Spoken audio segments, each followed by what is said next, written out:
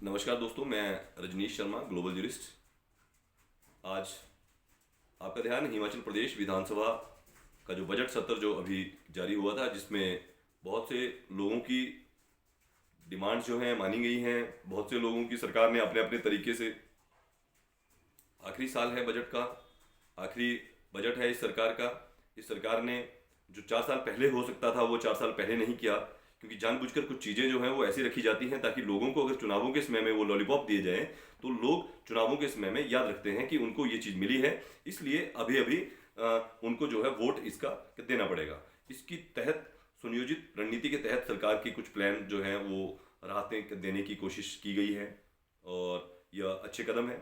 और अच्छे जो कदम हैं उनकी तारीफ की जानी चाहिए, लेकिन कुछ कदम ऐसे हैं जिनको सरकार उठाने से हमेशा घबराती रही है। मैं आज आपसे बिलासपुरी सटाला यूट्यूब पर, इंस्टाग्राम और फेसबुक के माध्यम से हम आप तक विभिन्न जानकारियां प्रेषित करते रहते हैं। उसके पर आज आपको जानकारी देना चाहता हूं कि हिमाचल प्रदेश में एक बहुत बड़ा गंभीर विषय, हम बिजली उत्पादन के राज्य हैं और बिजली जो है ट्रांसमिशन लाइनों के माध्यम से हिमाचल प्रदेश से सैकड़ों किलोमीटर तक बाहर को भेजी जाती है, चाहे पंजाब, हरियाणा या दिल्ली तक जो है इसके पावर ग्रिड तक बिजली भेजी जाती है, जिसमें बिजली जनरेशन और ट्रांसमिशन का जो कार्य है, यह दोनों कार्यों में सबसे ज़्यादा जो ज़मीन जो प्रभावित होती है ये हिमाचल की होती है।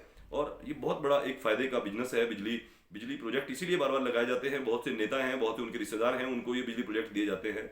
इनमें बहुत बड़ा कमीशन खोरी का धंधा भी सामने आया है। आज से पहले कई विषयों में आप सब लोगों को पता होगा कि किस प्रकार से बिजली प्रोजेक्ट दिए जाते हैं, किस प्रकार से प्रकृति का दोहन किया जाता है, किस प्रकार से नेचुरल जो रिसोर्सेज हैं उनको ख़त्म करने के प्रयास जो हैं, पहाड़ों को खोदकर पर्यावरण को कमज़ोर करना, पर्यावरण को ख़त्म करने के जो प्रयास हैं वह भी जारी है।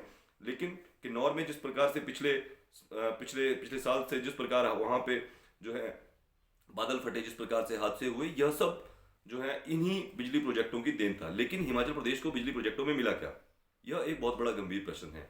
बिजली प्रोजेक्टों में हमारे हिमाचल प्रदेश में अगर बात की जाए, जिन जिलों में बिजली प्रोजेक्ट सबसे ज़्यादा आमदनी कमा रहे हैं, सबसे ज़्यादा बड़े बिजली प्रोजेक्ट हैं, वो जिले अंधेरे में हैं। उन जिलों की मुख्य सड़कें, राष्ट्रीय राजमार्ग अंधेरे में हैं और वहाँ के जो लोग हैं उनको मुफ्त बिजली नहीं दी जा रही है। हिमाचल प्रदेश को मुफ्त बिजली दी जानी चाहिए।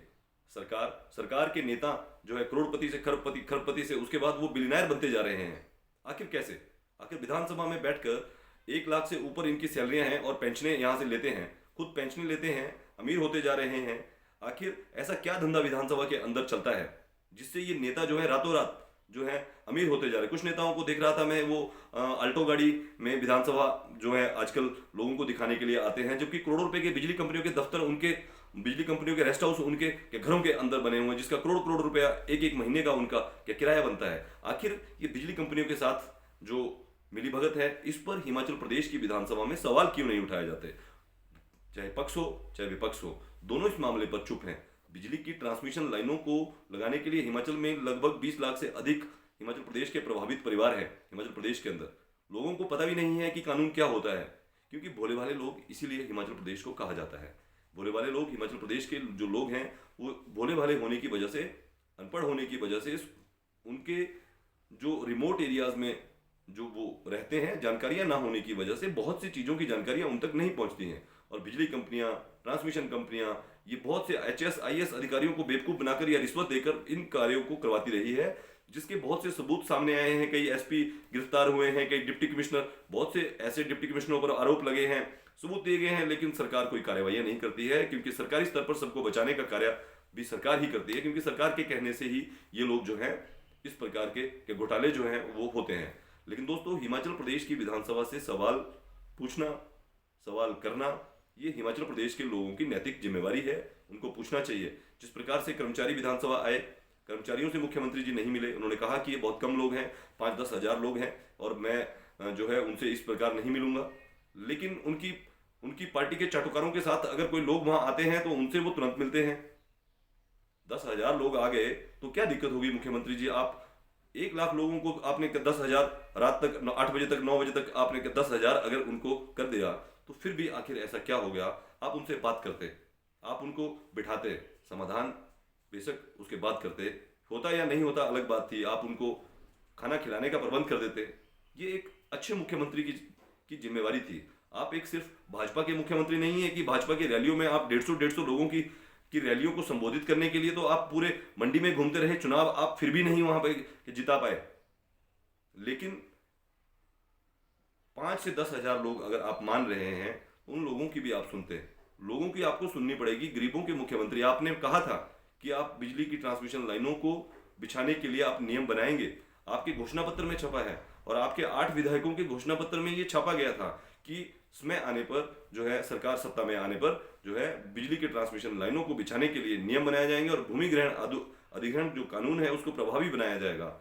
और अब जो आपने बिल्कुल नहीं किया, और इंडियन टेलीग्राफ एक्ट, जिसको अंग्रेजों के जमाने का जो एक्ट अभी तक चल रहा है, जिसकी आड़ में धंधा हो रहा है, उसको बंद जो किए जाने के लिए जो प्रयास किए जाने चाहिए थे, आपसे हिमाचल प्रदेश के लोगों को उम्मीदें थी, क्योंकि आप गरीब और किसान के जो है के बेटे थे, और गरीब किसान विधानसभा और ऐसी रिमोट स्वराज क्षेत्र से आप आए थे जहां से आप किसानों को रिप्रेजेंट कर रहे थे। लेकिन आप यह कार्य जो है आपकी पार्टी की जो हाईकमान है उसके दबाव में, और अपने राज्य में जो बाकी जो नेता हैं जिनके इंटरेस्ट जो हैं उनके अंदर हैं, उनके रिश्तेदारों के ठेके रहते हैं, उन सब की वजह से आप इस विषय को नहीं कर पाए हैं, जिसका हमें भी खेद रहेगा। लेकिन अभी भी उम्मीद है, अभी भी आपके पास कुछ महीने बाकी हैं कि आप उन महीनों में इस जो बचा हुआ समय है, इसमें बिजली की ट्रांसमिशन लाइनों के लिए आपके पास क्या पॉलिसी है, किस प्रकार से आप पॉलिसी ला सकते हैं। क्योंकि कहीं ना कहीं जहां तक अभी तक देखा गया है, आप एक कमजोर मुख्यमंत्री के रूप में साबित हुए हैं। रिपीट करना दूर की बात, आपने अपने जिले में छोटे छोटे बच्चों का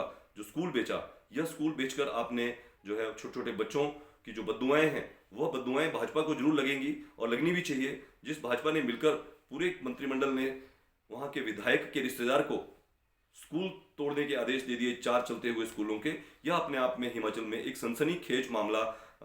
आप जैसे मुख्यमंत्री जो एक गांव से आते हैं, किसान के बेटे हैं, और गरीबों की आवाज को रखने का, गरीबों की आवाज को उठाने की जो बात आप जो बात करते थे, उन सब बातों के चलते आपने उन्हीं गरीबों के बच्चों के गर्ल्स स्कूल को, प्राइमरी गर्ल्स स्कूल को आपने जो है ठेकेदार को बेच दिया, जो बहुत ही गलत है। यह भी हिमाचल प्रदेश विधानसभा में विपक्ष ने अभी तक आपसे नहीं पूछा, विपक्ष ने प्रश्न नहीं उठाए। आखिर ये पक्ष और विपक्ष की राजनीति क्या है, यह हिमाचल प्रदेश की जनता को समझना चाहिए। क्योंकि ये पक्ष में जितने नेता हैं और विपक्ष में जितने नेता हैं, इनके आपस में क्या संबंध है और इनकी कहाँ कहाँ रिश्तेदारी है, ये बहुत बड़ा एक सुनियोजित षड्यंत्र है, जिसके चलते बहुत बड़े बड़े विषयों में आज भी हिमाचल प्रदेश के लोगों के हाथ जो हैं वो खाली हैं। लोगों के जन समस्याएं इन नेताओं की देन है, क्योंकि ये नेता अपने पद और प्रतिष्ठा और आगे बढ़ने के चक्कर में बहुत से लोगों के साथ अन्याय जो है करते हैं, और अन्याय करवाने के लिए ऊपर से किस तरीके से दबाव ये बना सकें, ये उस तरीके की हर कोशिश को अंजाम देते हैं, जिसके बहुत से पुख्ता सबूत हमारे पास है। लेकिन समय आने पर आपको अगले वीडियो के माध्यम से इन सब का भी खुलासा किया जाएगा कि आखिर ये नेता क्या क्या करते हैं। जय हिंद, जय हिमाचल।